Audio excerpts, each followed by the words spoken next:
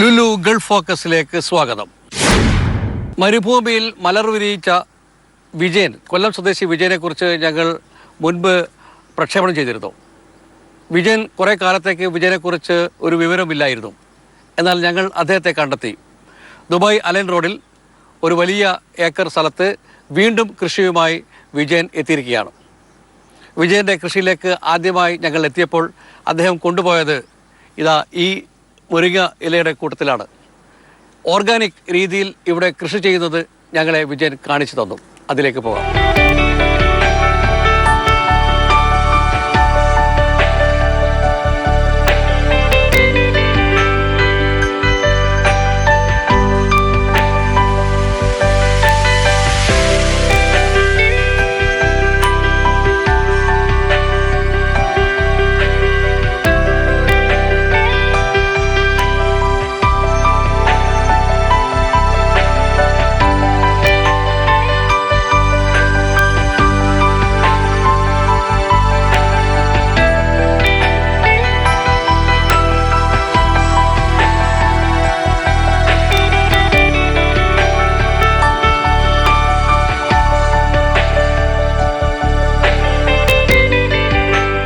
മറക്കാനിടയില്ല ഈ പ്രവാസി മലയാളിയെ നമ്മൾ.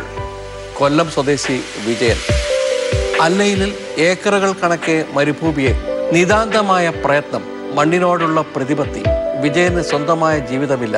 കുടുംബവും സുഹൃത്തുക്കളുമെല്ലാം ഈ ചെടികളും മരങ്ങളും തന്നെ.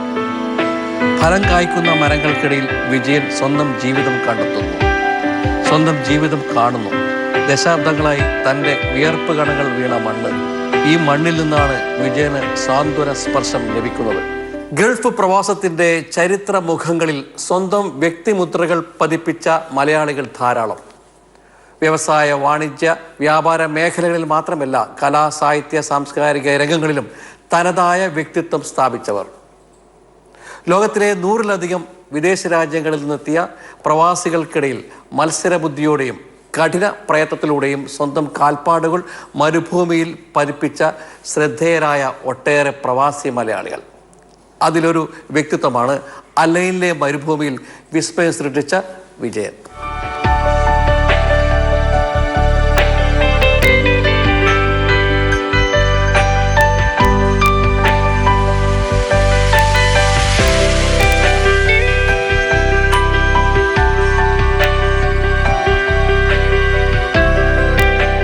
എൻ്റെ പുതിയ തോട്ടത്തിലെ മുരിങ്ങത്തോട്ടത്തിലാണ്. ഓർഗാനിക് മാറ്റർ നാച്ചുറലായിട്ട് പ്രൊഡ്യൂസ് ചെയ്യാൻ വേണ്ടി 4000 മുരിങ്ങ ഇവിടെ വെച്ചു. ഈ മുരിങ്ങ ഇല സൂര്യനിൽ നിന്ന് എനർജി എടുത്തിട്ട് ഫോട്ടോസിസ് വഴി ഇലകൾ പൊഴിഞ്ഞ് മണ്ണിൽ വീണ് അത് വളമാകുന്നു.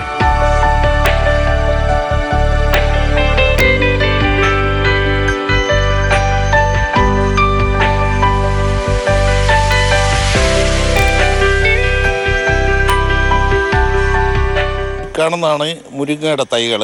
ഒരു 2000 മുരിങ്ങ തൈകൾ ഇവിടെ വരും.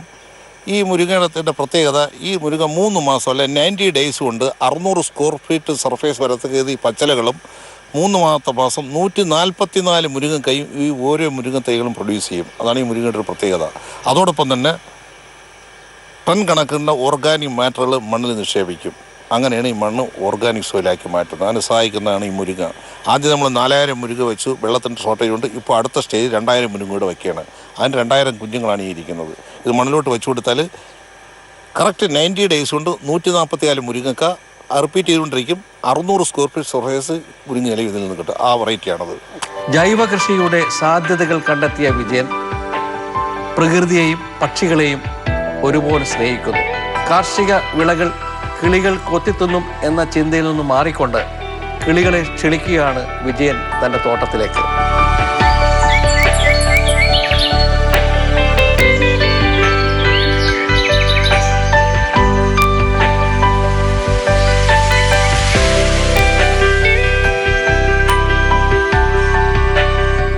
ഈ പ്രദേശത്തുള്ള കിളികളെയും ചിത്രശലഭങ്ങളെ ആകർഷിക്കാൻ വേണ്ടിയാണ് 4000 മുരിങ്ങ വെച്ചത്. അപ്പോൾ മുരിങ്ങ വന്ന് 6 മാസം പ്രായം ഈ മുരിങ്ങയ്ക്കുണ്ട്. ഈ പൂക്കളെ തേൻ കുടിക്കാനെ കൊണ്ട് എല്ലാ പറവകളും ഇവിടെ വരും. ആ കൂട്ടത്തിൽ ആ പറവകളുടെ യൂറിനും അതിൻ്റെ കാഷ്ടവും ഈ മണ്ണിൽ വീണ് ഈ മണ്ണിനകത്ത് മൈക്രോ ഓർഗാനിസം ഉണ്ടാക്കലാണ് എൻ്റെ ലക്ഷ്യം. കാരണം ഞാൻ ഇപ്പോഴും തുടങ്ങുന്നത് നാച്ചുറൽ ഫാമാണ്. അപ്പോൾ നാച്ചുറൽ ഫാം ആക്കി വയ്ക്കേണ്ട ആദ്യത്തെ സ്റ്റെപ്പാണത്. ഈ മുരിങ്ങ ഇങ്ങനെ സൂര്യൻ്റെ എനർജി എടുക്കും, ഫോട്ടോസിസ് വഴി ഇലകളിൽ നിന്ന് അത് കൊഴിഞ്ഞു വീണിട്ട് വളമുണ്ടാക്കും സ്വയം. ആ വളത്തിനകത്ത് കിളികളുടെ യൂറിനും കാഷ്ടവും വീഴുമ്പോൾ 20% ഓർഗാനിക് മാറ്റർ വീഴുമ്പോൾ മണ്ണ് ഓർഗാനിക് സോയിലായി മാറും. ഓർഗാനിക് സോയിലായി മാറ്റ ആദ്യത്തെ സ്റ്റെപ്പാണത്. സ്ത്രീ മനസ്സുകളിൽ വർണ്ണം കൊയ്യുന്ന മൈലാഞ്ചി ചെടികൾ ശ്രീലങ്കയിൽ നിന്നുള്ളതാണ്. പലതരം പൂക്കൾ നിറയെ. അതിവിശിഷ്ടമായ ഹെന്ന. ഇതിനായിട്ട് ഓർഗാനിക് മാറ്റർ ഇവിടെ വരുന്ന കുരുവികളുടെ കാഷ്ടം, കുരുവിയുടെ യൂറിന് ഇലകളിൽ വീണതിന് ശേഷമാണ് ഇത്രയും പൂവും ഇത്രത്തോളം പൂവും ഇത്രയും ഹെന്നയും പിടിച്ചത്. ഇത് ഒറിജിൻ ഫ്രം ശ്രീലങ്കയാണ്. ഈ മൈലാഞ്ചി എങ്ങനെ ഈ കിളിയുടെ കാഷ്ടത്തിലും കുരുവിയുടെ യൂറിനിലും കൊണ്ട് ഒരു സസ്യം എങ്ങനെ 3 മാസം കൊണ്ട് പവർഫുള്ളായിട്ട് വളർത്താനുള്ള എക്സ്പെരിമെൻറ്റിലാണ് ചെയ്തത്. ഇത്രയും പൂക്കളും കായ്കളും വരുത്തുന്നതിന് കിളിയുടെ യൂറിനും അതിൻ്റെ കാഷ്ടം സഹായിച്ചു. ആ ഒരു പരീക്ഷണമാണ് ചെയ്തത്. മൈലാഞ്ചി മാത്രമല്ല, വ്യത്യസ്തമായ ചെടികളും മരങ്ങളും പൂക്കളും അതൊക്കെ വളരുന്നതും പുഷ്പിക്കുന്നതും ഫലപുഷ്ടമാവുന്നതും നോക്കിയുള്ള വിജയൻ്റെ ജീവിതം. പ്രകൃതിയിൽ നിന്നുള്ള അനുഗ്രഹം പോലെ പക്ഷികൾ നൽകുന്ന വളങ്ങൾ, സൗരോർജം. ഒരു കൃഷിശാസ്ത്രജ്ഞൻ്റെ പ്രായോഗിക രീതിയാണ് വിജയൻ്റെ കൃഷി സമീപനം.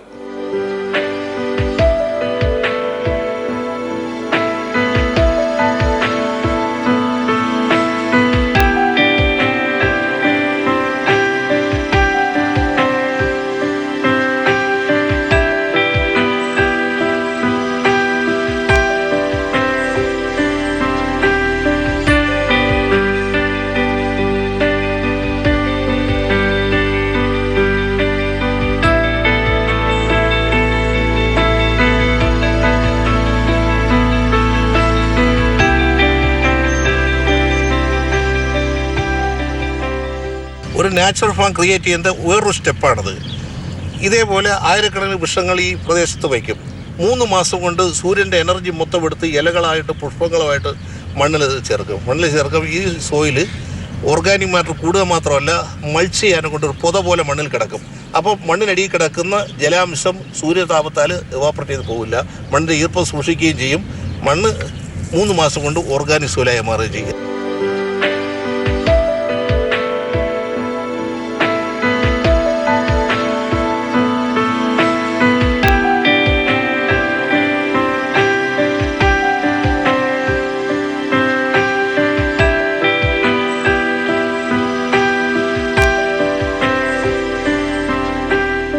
ഓർഗാനിക് മാറ്ററിൻ്റെ അഭാവം ഈ സോയിലുണ്ട്. ഞാൻ പുറമേ നിന്ന് ഒരു ഓർഗാനിക് മാറ്ററും കൊണ്ടുവരാൻ തയ്യാറല്ല. എല്ലാം ഇവിടെ തന്നെ ക്രിയേറ്റ് ചെയ്യണം. അപ്പോൾ വളരെ കുറഞ്ഞ ഓർഗാനിക് മാറ്റർ പിടിക്കുന്ന ഓർണമെൻ്റൽ പ്ലാന്റ്സിൻ്റെ പിടിക്കുന്ന ഒരു ചെമ്പരത്തിയുടെ ഒരു കൂട്ടമാണ്. ഫസ്റ്റ് സ്റ്റേയിൽ കംപ്ലീറ്റ് ഇവിടെ തരിശിടാതെ ഓർണമെൻ്റൽ പ്ലാന്റ്സാണ് ഉണ്ടാക്കുന്നത്. അതിൻ്റെ ഒരു ഭാഗമാണ്. ഒരു 10-60 തരം വെറൈറ്റി ഓർണമെൻ്റൽ പ്ലാന്റ്സ് ഉണ്ട്. ഞങ്ങൾ വിജയനെ കണ്ടെത്തുമ്പോൾ രൂപഭാവങ്ങളിൽ മാറ്റമില്ലാത്ത 73കാരനായ വിജയൻ അത്യന്തം സന്തുഷ്ടനായിരുന്നു. കഴിഞ്ഞ 43 വർഷക്കാലത്തെ നിരന്തരമായ കാർഷിക പ്രവൃത്തിക്ക് ശേഷം താൻ ഒന്നുമല്ലാതായി എന്ന പ്രചരണത്തിന് അറുതി വരുത്താൻ ലഭിച്ച സന്ദർഭം. തൻ്റെ ജീവിതം ഇതാ ഈ മരുഭൂമിയിൽ ഇങ്ങനെ തളിർമരങ്ങൾ നട്ട് ജീവിക്കാൻ മാത്രമുള്ളതാണെന്ന് വിശ്വസിക്കുന്ന ഒരു കൃഷിക്കാരൻ്റെ ദൗത്യ നിർവഹണം.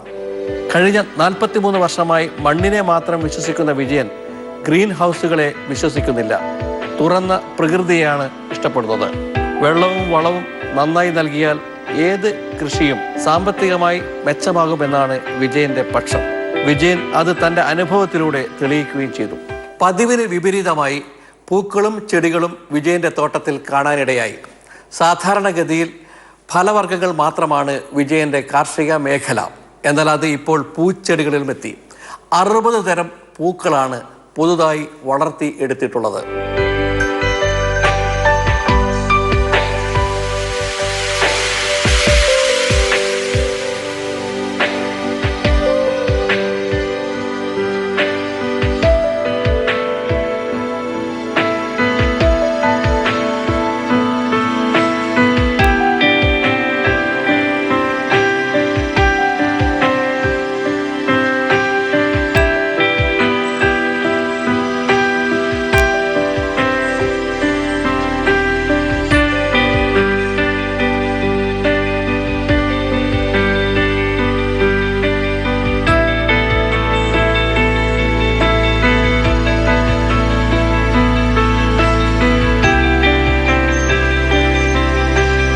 ഒരു ചെറുപ്പക്കാരൻ്റെ ഊർജവും ആവേശവും കാർഷിക തൊഴിലിനോട് കാണിക്കുന്ന വിജയൻ്റെ ഈ മേഖലയിലെ പ്രവർത്തന വിജയത്തിന് പ്രവാസി മലയാളികൾക്കിടയിൽ നിന്നും എന്തെങ്കിലും അവാർഡോ മറ്റ് അംഗീകാരമോ ഇതുവരെ ലഭിച്ചിട്ടില്ല.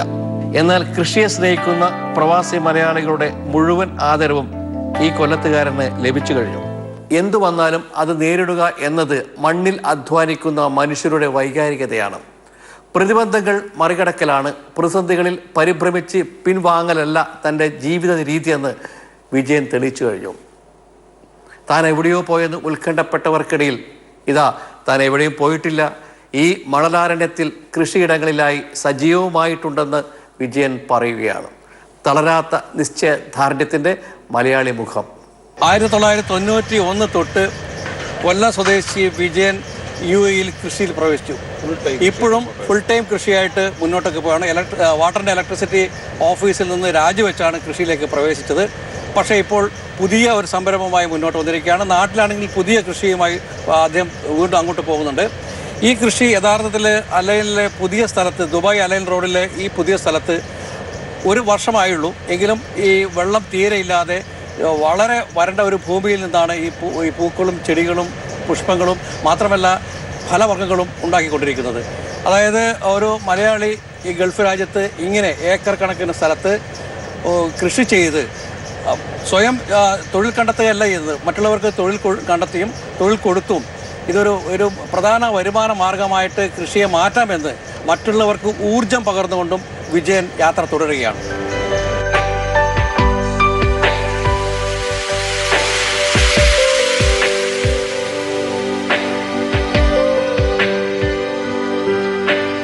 ഇനി നമുക്ക് എഴുത്തുകൊണ്ട് വിസ്മയം സൃഷ്ടിച്ച ഒരു എഴുത്തുകാരിയെ പരിചയപ്പെടാം. കൗമാരക്കാരിയാണ്. സർഗ പ്രതിഭ കൊണ്ട് വിസ്മയിപ്പിക്കുന്ന നിരവധി പേരുണ്ട് ഈ പ്രവാസ ലോകത്ത്. സാഹിത്യത്തിലും കലയിലും മറ്റ് സാംസ്കാരിക മേഖലകളിലും സർഗവാസന കൊണ്ട് തൻ്റേതായ ഇടം കണ്ടെത്തിയവർ. ചെറുപ്രായത്തിലെ സാഹിത്യ രചനാരംഗത്ത് ശ്രദ്ധ നേടുന്ന ഒരു പെൺകുട്ടിയെ പരിചയപ്പെടാം. സാഹിത്യരംഗത്ത് തൻ്റേതായ വ്യക്തിമുദ്ര പതിപ്പിക്കുന്ന തെരേസ് എന്ന പെൺകുട്ടി.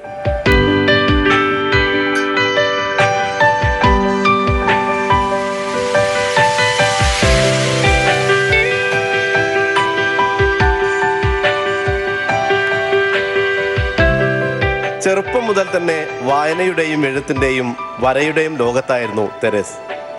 എറണാകുളം സ്വദേശി സുദീപ് തോമസിൻ്റെയും ജിലുവിൻ്റെയും മകളാണ് തെരേസ്. ദുബായ് കരാമയിലെ ഫ്ലാറ്റിൽ കിട്ടുന്ന സമയത്തെല്ലാം തെരേസ് പുസ്തകം വായിക്കും, ചിത്രം വരക്കും, മനസ്സിൽ വരുന്നതെല്ലാം കുത്തിക്കുറിക്കും. താല്പര്യം വന്ന അമ്മ പുഷ് ചെയ്തോണ്ടാ റീഡ് ചെയ്യുമായിരുന്നു. അമ്മ തന്നെ റീഡ് ചെയ്യിപ്പിക്കുമായിരുന്നു. പിന്നെ സ്ലോലി വായിക്കുമ്പോ ഇങ്ങനെ റൈറ്റ് ചെയ്യാൻ തോന്നും. എന്താ അവര് റൈറ്റ് ചെയ്ത പോലെ റൈറ്റ് ചെയ്യാൻ, അല്ലെ അമ്മ എന്തെങ്കിലും ചെയ്യണം. ആദ്യത്തെ അമ്മ ഷോപ്പിങ്ങിനെ കുറിച്ചാണ് റൈറ്റ് ചെയ്തത്. അപ്പോഴത്തേക്ക് അങ്ങനെ പുറത്തെന്താ കാണുന്നത് അത് എഴുതാൻ ദിസ് വാസ് ഇമ്പോർട്ടൻറ്റ് ഫോർമാറ്റ്. അപ്പോഴത്തേക്ക് ഇറ്റ് ഡെവലപ്ഡ് സ്ലോലി. വായിച്ച് തുടങ്ങിയ ബേൺസ്റ്റൈൻ ബെയർസ് എന്ന് പറഞ്ഞൊരു ബുക്ക് ഉണ്ടായിരുന്നു. പിന്നെ കുറെ സ്മോൾ സ്റ്റോറി ബുക്സ് അമ്മ തന്നെ മേടിച്ചു തരുമായിരുന്നു, വായിക്കുമായിരുന്നു. പിന്നെ വെന്റ് ടു എനറ്റ് ബ്ലൈറ്റൻ്റെ കുറെ ഹാർഡ് ബാക്ക് കവേഴ്സ് ഉണ്ട്. പിന്നെ അത് കഴിഞ്ഞിട്ട് ഹാർഡ് ബാക്ക് കവേഴ്സ് കഴിഞ്ഞിട്ട് മാലറി ടവേഴ്സ് ഒക്കെ തുടങ്ങി. അതിൽ നിന്ന് ഡെവലപ്പ് ചെയ്തു. എന്തെല്ലാം എഴുതിന്ന് വെച്ചാൽ ഫിക്സ്ഡ് തീം ഇല്ല. Whatever I see outside observe ചെയ്യണോ അത്രല്ലേ എഴുതാൻ പറ്റുള്ളൂ. So little bit socially, little bit otherwise, everything is there. തെരേസിന്റെ കഴിവുകൾ ചെറുപ്പത്തിലെ കണ്ടറിഞ്ഞ പിതാവ് സുദീപ് തോമസും മാതാവ് ജിലുവും തെരേസിനെ പ്രോത്സാഹിപ്പിച്ചു. അധ്യാപകരും നിറഞ്ഞ പിന്തുണ നൽകിയതോടെ തെരേസിന്റെ ഭാവനകൾ അക്ഷരങ്ങളായി പിറന്നു വീണു. ഇംഗ്ലീഷ് സാഹിത്യത്തിലാണ് തെരേസയ്ക്ക് താല്പര്യം. പരന്ന വായന, ആഴമുള്ള ചിന്ത. പഠനത്തോടൊപ്പം സാഹിത്യത്തോടും എഴുത്തിനോടുമുള്ള താല്പര്യവും ഈ പെൺകുട്ടി നിലനിർത്തി വരുന്നു. മാതാപിതാക്കളും നിറഞ്ഞ പിന്തുണയാണ് നൽകുന്നത്. ഞാൻ ഇവള് ഇടയ്ക്ക് പഠിക്കാനിരിക്കുമ്പോഴത്തേക്കും she took a book like ഇതേപോലെ സ്ക്രാപ്പ് ബുക്ക് എടുക്കും, എഴുതാൻ തുടങ്ങും. ആദ്യം ഞാൻ ചില what are you writing, it is your time to study. അപ്പോൾ അതിങ്ങനെ കണ്ടിന്യൂ ചെയ്ത് പോയി. ഞാനിത് ശരിക്കും പറഞ്ഞു കഴിഞ്ഞാൽ ഇവൾ എഴുതും എന്നറിയായിരുന്നു, പക്ഷേ ഇവൾ ഇത്രയും കാഠിന്യമായിട്ട് എഴുതുമെന്ന് എനിക്ക് അറിയത്തില്ലായിരുന്നു. സത്യം ആയിക്കോട്ടെ, എനിക്ക് ശരിക്കും പറഞ്ഞാൽ കരഞ്ഞു വരുവാണ്. ഇവളുടെ ഒരു ബുക്ക് പോയം പബ്ലിഷ് ചെയ്തു വിതൗട്ട് അവർ നോളജ് കോളേജിൽ, ഐ മീൻ ഇവരുടെ സ്കൂളിൽ. അത് ഇവളന്നേരം ഈ എക്സ്പ്രഷൻസിൻ്റെ കോർഡിനേറ്റർ ആയിരുന്നു. ഈ എക്സ്പ്രഷൻ എന്ന് പറഞ്ഞാൽ അവർക്കൊരു മാഗസിൻ ഉണ്ട്, ഈ മാഗസിന്. അതിൽ പബ്ലിഷ് ചെയ്ത് 10 പോയം വന്നു. ഞാൻ ആ 10 പോയം എടുത്ത് വായിച്ചപ്പോഴത്തേക്കും പറഞ്ഞു, മോളെ ഇതെന്നാണ് അപ്പയമ്മ അറിയാതിരുന്നെന്ന് ചോദിച്ചു. ബുക്കിൽ എഴുതുമെന്നറിയാം. ആൻഡ് അത് കഴിഞ്ഞപ്പോഴത്തേക്കും ഐ വാസ് ലൈക്ക്, അപ്പോൾ അവൾ എൻ്റെ അടുത്ത് വന്ന് പറഞ്ഞ, അപ്പം പിന്നെ എന്താ വിചാരിച്ചത് ഞാൻ ഈ ബുക്കും പിടിച്ചുകൊണ്ടിരിക്കുന്നത് എന്തിനാണ്? എൻ്റെ മനസ്സിലുള്ള ഞാൻ എഴുതിക്കൊണ്ടിരിക്കുക. അവൾ റെസ്റ്റോറൻറ്റിൽ പോയാൽ എടുക്കും, നമ്മളെന്തെങ്കിലും ഒരു ട്രിപ്പിന് പോയാൽ എടുക്കും, എവിടെ പോയാലും ഒരു സ്ക്രാപ്പ് ബുക്ക് അവളുടെ കയ്യിലുണ്ടാവും. ആ സ്ക്രാപ്പ് ബുക്കിൽ അവൾ എപ്പോഴും എന്തെങ്കിലും നോട്ട് ചെയ്തുകൊണ്ടിരിക്കും. Then I realized that it is my duty to encourage her to the limit. ഒരു എഴുത്തുകാരിയാകണം, പത്രപ്രവർത്തകയാകണം, ഇങ്ങനെ പോകുന്നു തെരേസിന്റെ ആഗ്രഹങ്ങൾ. പഠനത്തിലും മിടുക്കിയാണ് ഈ കുട്ടി. Keep writing, definitely. Publish maybe another one. Social media രംഗത്തും സജീവമാണ് തെരേസ്. ബ്ലോഗുകളിൽ സ്ഥിരമായി എഴുതാറുണ്ട്. ഇംഗ്ലീഷിൽ നിരവധി കവിതകൾ തെരേസ് ഇതിനകം എഴുതിയിട്ടുണ്ട്. തെരേസും കൂട്ടുകാരും ചേർന്ന് സ്കൂളിൽ സ്വന്തമായി ഒരു മാഗസിനും ഇറക്കിയിരുന്നു. ഇംഗ്ലീഷ് കവിതകളാണ് തെരേസിന് ഏറെ ഇഷ്ടം. War. I see shooting stars, he sees falling bombs. I hear fireworks, he hears gunshots. I see my mother, he sees a body in blood.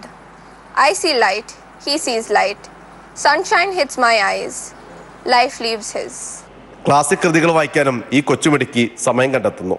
പ്രവാസ ലോകത്ത് നിന്ന് സാഹിത്യത്തിലേക്കും ചിത്രകലയിലേക്കുമുള്ള പുതിയ വാഗ്ദാനം കൂടിയാണ് ഈ പെൺകുട്ടി. ഹെൽത്ത് ഫോക്കസിൽ ഈ ആഴ്ച കൈകാര്യം ചെയ്ത വിഷയം മൈഗ്രെയിൻ, തലവേദനയാണ്. സ്വസ്ഥതയുള്ള തൊഴിൽ, സ്വസ്ഥതയുള്ള ജീവിതം എന്നൊക്കെ പറയുന്നത് ഇപ്പോൾ ഏതോ തെറ്റായ വാചകമായി മാറുകയാണ്. ആർക്കും ജോലി സ്ഥിരതയോ ഇല്ലാത്ത വിധത്തിൽ കാര്യങ്ങൾ മാറിക്കഴിഞ്ഞു. അതുകൊണ്ട് തന്നെ ഒരുതരം തലവേദന, മൈഗ്രെയിൻ ഇപ്പോൾ ഗൾഫ് രാജ്യങ്ങളിലെ പ്രവാസികൾക്കിടയിൽ വ്യാപകമായി കൊണ്ടിരിക്കുന്നു. മൈഗ്രെയിൻ എന്ന് പറയുമ്പോൾ നമുക്കത് ബ്രോഡ്ലി രണ്ട് തരമായിട്ട് ക്ലാസിഫൈ ചെയ്യാം. ഒന്ന് പ്രൈമറി ഹെഡ് ഏക്ക്, സെക്കൻഡറി ഹെഡ് ഏക്ക്. ഈ പ്രൈമറി ഹെഡ് ഏക്ക് എന്ന് പറയുന്ന കാറ്റഗറിയിലാണ് മൈഗ്രെയിൻ പെടുന്നത്. പ്രൈമറി ഹെഡ് ഏക്ക് എന്ന് പറഞ്ഞു കഴിഞ്ഞാൽ അതിന് പ്രത്യേകിച്ച് ഒരു കാരണം ഉണ്ടാവണമെന്നില്ല. ഒരു പ്രത്യേകിച്ച് ഒരു കാരണം ഇല്ലാത്തതാണ് ഈ മൈഗ്രെയിൻ ഹെഡേക്ക് എന്ന ഹെഡേക്ക്. വേറെ ഒരു തരം ഹെഡേക്ക് ഉണ്ട്, അതിന് ടെൻഷൻ ടൈപ്പ് ഹെഡേക്ക് എന്ന് പറയും. അതിന് പ്രത്യേകിച്ചൊരു കാരണം ഉണ്ടാവും. ഒരു സ്ട്രെസ്സോ അല്ലെങ്കിൽ മാനസികമായിട്ടുള്ള പിരിമുറുക്കം, അങ്ങനെ എന്തെങ്കിലും ഒരു കാരണത്തോടു കൂടി ഉണ്ടാകുന്ന ഒരു തലവേദനയാണ് ടെൻഷൻ ടൈപ്പ് ഹെഡേക്ക്. തൊഴിൽ സംബന്ധമായ പിരിമുറുക്കം മൈഗ്രെയിന് കാരണമാകുന്നു. ഗൾഫ് രാജ്യങ്ങളിൽ പ്രവാസികൾക്കിടയിൽ മൈഗ്രെയിൻ കൂടുതലാവാൻ ഇതാണ് കാരണമെന്ന് ആരോഗ്യ മേഖലയിലെ വിദഗ്ധർ പറയുന്നു. നാട്ടിൽ നിന്നുള്ള നിരവധി സമ്മർദ്ദങ്ങൾ, സാമ്പത്തിക പ്രശ്നങ്ങൾ, തൊഴിലിലെ അസ്ഥിരത, പിന്നെ തിരിച്ചു പോയാൽ എന്തു ചെയ്യും എന്ന ഉത്കണ്ഠ, ഇതൊക്കെ മാനസിക പിരിമുറുക്കം സൃഷ്ടിക്കുന്നു.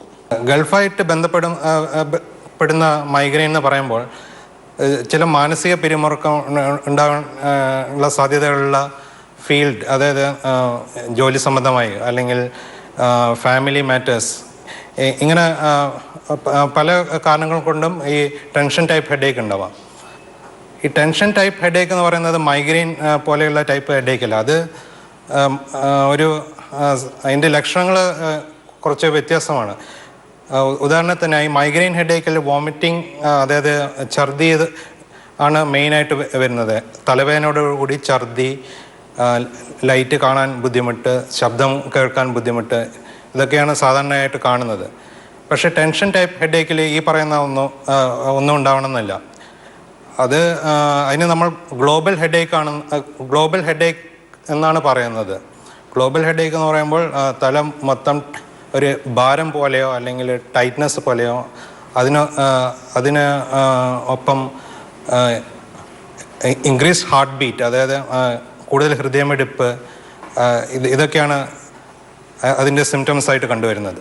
ഗൾഫ് പ്രവാസികൾക്കിടയിൽ മാനസിക പിരിമുറുക്കം സൃഷ്ടിക്കുന്ന അസുഖങ്ങൾ ചെറുതല്ല. പ്രമേഹം, രക്തസമ്മർദ്ദം തൊട്ട് മൈഗ്രെയിൻ വരെ. ഇതിന് പ്രധാന കാരണമായി മനഃശാസ്ത്രജ്ഞർ പറയുന്നത് മനസ്സിനെ ചടുലതയോടെ നിയന്ത്രണ വിധേയമാക്കണം എന്നുള്ളതാണ്. മനസ്സ് നിയന്ത്രണ വിധേയമായി കഴിഞ്ഞാൽ എല്ലാം നിയന്ത്രണ വിധേയമാകുന്നു. പ്രധാനമായിട്ടും നമ്മൾ ഈ സ്ട്രെസ് ഉണ്ടാക്കുന്ന സിറ്റുവേഷൻസ് കൺട്രോൾ ചെയ്യുക, ദിനചര്യകൾ വളരെ കറക്റ്റായിട്ട് മെയിൻറ്റെയിൻ ചെയ്യുക. പിന്നെ ഇത് തലവേദന വളരെ ക്രോണിക്കായിട്ട് വരികയാണെങ്കിൽ അതിന് ഡോക്ടറെ സമീപിച്ച് അത് പ്രതിരോധിക്കാനുള്ള മരുന്ന് സ്റ്റാർട്ട് ചെയ്യുക. ഇതൊക്കെയാണ്. അകലുന്ന ബന്ധുത്വങ്ങൾ പ്രവാസ ജീവിതത്തിൻ്റെ തിരിച്ചടികളിൽ ഒന്നാണ്. ഗൾഫ് രാജ്യങ്ങളിലേക്ക് പുറപ്പെടുമ്പോൾ തന്നെ അടുത്ത ബന്ധുക്കൾ ഏതോ കാരണത്താൽ അകലാൻ തുടങ്ങുന്നു. ഗൾഫിലെത്തിക്കഴിഞ്ഞാൽ പിന്നെ ഏതോ വലിയ അവസ്ഥയിലായി പരമസുഖമായി കഴിയുന്നവർ, ഇഷ്ടംപോലെ പണം, ഇങ്ങനെയൊക്കെ കരുതി മാറി നിൽക്കുന്നവരാണ് ബന്ധുക്കൾ പോലും. ഇതിനെ തുടർന്ന് എന്താണ് കാരണമെന്ന് കഴിഞ്ഞ കുറേ ദശാബ്ദങ്ങളായി ഗൾഫിൽ കഴിയുന്ന ചിലർ ചോദിക്കാറുണ്ട്. ഏതെങ്കിലും കല്യാണത്തിന് നാട്ടിൽ പോയാൽ മറ്റുള്ളവരെക്കാൾ കൂടുതൽ തുക ഗൾഫുകാരന് കൊടുക്കേണ്ടി വരുന്നു. ഗൾഫിൽ നിന്നല്ലേ ഇത് പോരാ എന്നാണ് സംഭാവനയ്ക്ക് എത്തുന്നവരുടെ പ്രധാന ചോദ്യം. സ്വന്തം ബന്ധുക്കൾ പോലും ഗൾഫുകാരുടെ അവസ്ഥ മനസ്സിലാക്കാറില്ല. ഇനി മുൻ ഗൾഫുകാരനായാലോ ആളുകൾ പുച്ഛത്തോടെ നോക്കും, ഒന്നിനും കൊള്ളരുതാത്തവൻ എന്ന രീതിയിൽ. ഹൃദയം കൊടുത്താലും അത് ചെമ്പരത്തി പൂവാണെന്ന് മാത്രമേ പ്രവാസിയോട് നാട്ടുകാർ പറയുകയുള്ളൂ. ഗൾഫ് ഫോക്കസ് അടുത്ത ആഴ്ച വീണ്ടും കാണാം. നമസ്കാരം.